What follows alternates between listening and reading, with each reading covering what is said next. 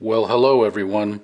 My name is Vitaly Zaitsev Vladimir Kaufman, but you can just call me the Lot Cat Burglar. More on that later. So this is my video submission to Ford Boss Me. He's having a charity event to help out small channels grow, so I thought I would make a walk-around introduction of my favorite car in the whole wide world. And I've owned a few cars in my life, and this one seems like the one I'm going to be buried with because it just won't die. So without further ado, I'd like to introduce you to my 1979 Ford LTD Country Squire, Martin Landau edition. And this is a very special car. This was special ordered from a dealership in Chicago, Illinois, a very famous dealership, but they are no longer in business due to some shady extortion practices and fraudulent deposit. They would take your trade-in and not pay it off, and things like that. It was a dealership called Lou Glutz Motors. And if this car looks familiar, they had another model that they made for a movie, one of my favorite movies of all time, 1983's National Lampoon's Vacation. So this introduction will start with the rear in the trunk, go to the interior, and then end up in the front of the engine bay.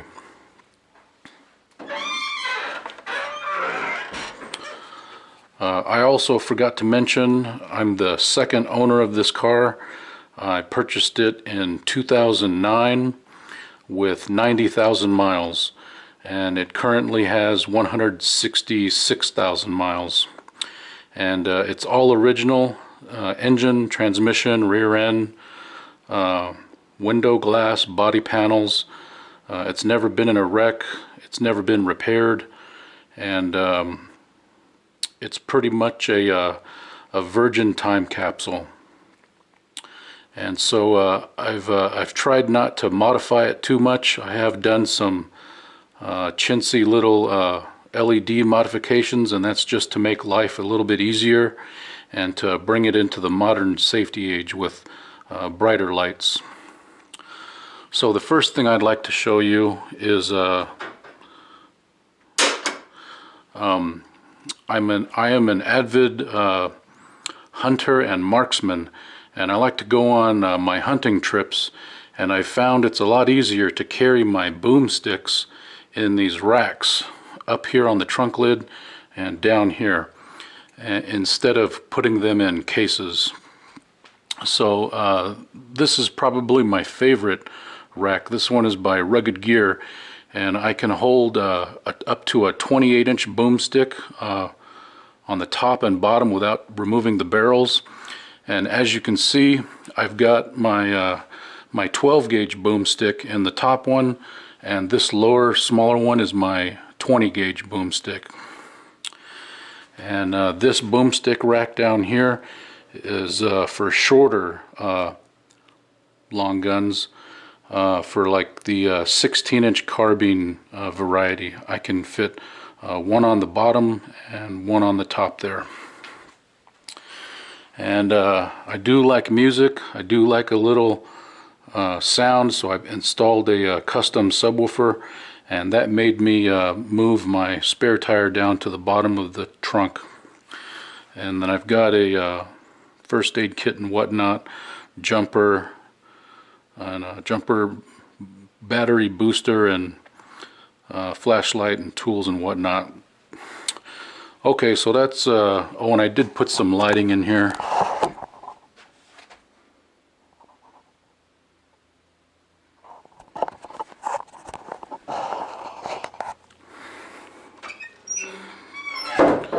So that's it for the trunk. Let's go inside.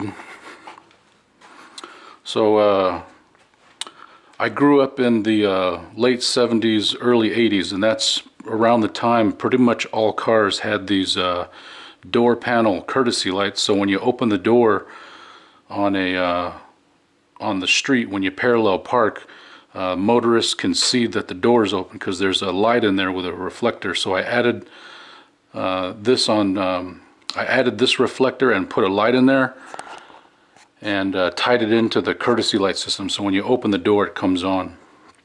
And the front, it came with reflectors but no lights, so I put my own LED bulb in there. Now coming to the rear of the car, it's very basic, and this is my absolute favorite cup holder. And I know it looks like a bench seat armrest, but it's really not.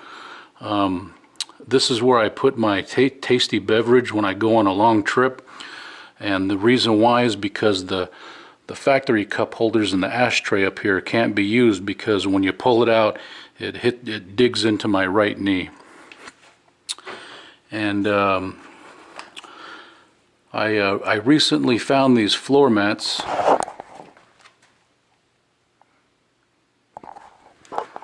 A few years ago. I didn't even know they made the rear utility mats, and I'm very happy that I found them, because I purchased these front mats that are made by the same company called Plasticolor in 2009 from Walmart for $20 when I bought this car. And I also found this on clearance in Walmart too for $20. So the back seat, like I said, it's very plain. There's no amenities. There's no headrest for the rear passengers. There is 3 seat belts, you get that. And there's no rear passenger reading lamps. But I tell you what it does have is I installed USB power points in the ashtray plug, because this year didn't come with ashtrays, so I put in a little bit of modern functionality so my passengers can charge their phone. And there's also a voltmeter in here. I'll turn it on when we get to the other side. And coming to the front of the car, it's very basic. There's no power seat on the passenger side. It's just a manual slider. And I did install LED bulbs in the dome light, and I did a small modification so that when I hit the unlock button on my remote key fob, it turns on the map reading lights along with the dome light, just to give more light in here, so it turns on all 3 lights. And this is one of my newest favorite modifications. Is we only have one power point under here, and I use this to install my voltmeter.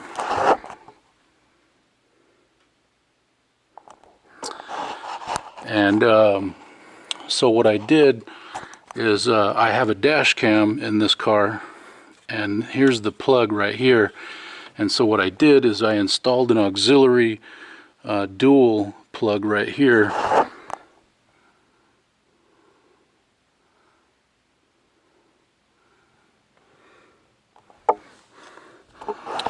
And now I can plug in my dash cam and my Bluetooth so that I can listen to Neil Sedaka on my factory radio. Okay, I guess let's go to the front of the car.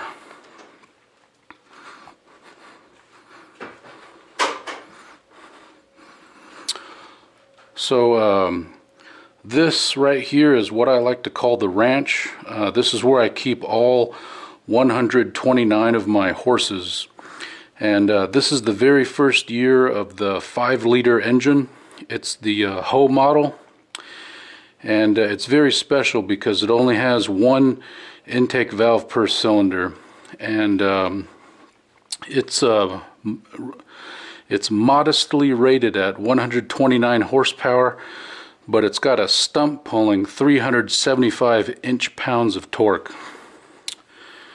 And on the freeway, when I go on my trips, I set my cruise control at 65 miles an hour, and I get 28.5 miles per gallon. And before I came out here, I went through my maintenance records to show you, or to tell you, everything I've done to the engine in here. as far as repairs and maintenance. And I went through my entire records over the past 12 years since I've had this car, and the only thing I've done under the hood is fluids and filters. I've never had a mechanical breakdown. I've never had a check engine light. I've never had a diagnostic trouble code. So knock on wood for that. It's the engine has never been taken apart or removed or anything taken off. So like I said, you know, just air filters, oil filters, fuel filters. I've flushed the power steering fluid, the coolant, the tranny fluid, or excuse me, the gender fluid shift juice, the brake fluid. This is the second battery that I've put in here, and I tell you what, it's been pretty reliable. And as far as things breaking on the inside, the most expensive repair I've ever had on the inside was all 4 window regulators were replaced, because the 2 window regulators on the passenger side broke, and when I was at work one day, the windows fell down. So I came out to the car and I thought someone broke the windows, but turns out the cable snapped and the windows just fell down. So I was worried about it happening on this side, so I just replaced all 4 window regulators, and I got those window regulators on eBay for $20 each, so only $80. But I tell you what, it was a pain in the rear to do all 4, because you've got to drill out the rivets and get new hardware and whatever. But overall, I'm pretty happy, that being the only major repair. So I think that's it for the engine.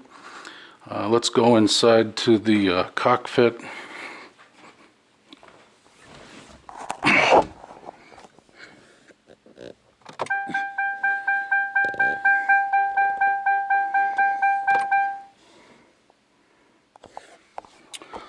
So I was wrong. It's not 166,000, it's 161,000 miles. And this is a base model. It doesn't have any leather. It's just got the cloth seating. I don't think it has any luxury features in here whatsoever. I think I'm just happy to have air conditioning and a radio. That's about all it has. Oh, and now let me turn on those USB.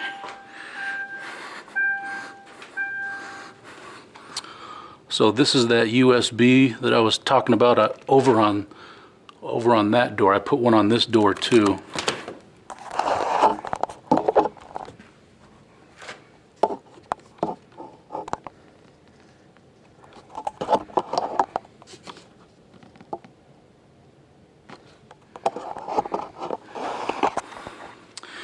And I really like those because, you know, these cars were made in an era where before smartphones and digital cameras, so having those, excuse me, it really helps out when you got some place to plug in your device and charge it or power it up. All right, thank you for joining me. We'll see you next time. Bye-bye.